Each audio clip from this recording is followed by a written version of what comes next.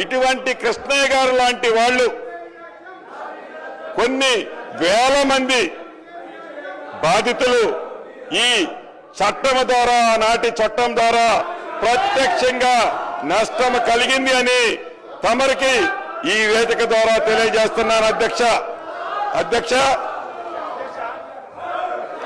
మనం చిన్నప్పుడు చదువుకున్నాం.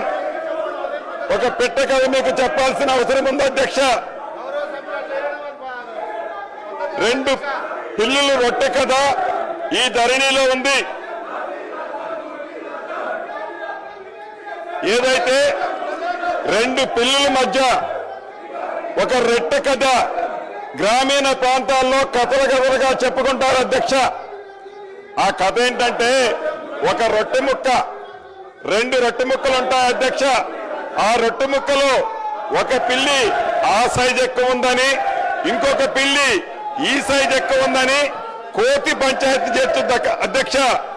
చివరికి 2 పిల్లుల్ని కాదని ఆ 2 రొట్టె ముక్కలని ఆ కథలో కోతి తిన్నట్లే ఈ ధరణి కాన్సెప్ట్ ని పెట్టి తెలంగాణ రాష్ట్రంలో ఉండే దళిత, గిరిజన, మైనారిటీ, బీసీల వేలాది ఎకరాల భూములని ఆనాటి పెద్దలు కోతి సామెతలాగానే తన్నుకుపోయారు అధ్యక్ష. ఈ ధరణిని పెట్టి అదే రకంగా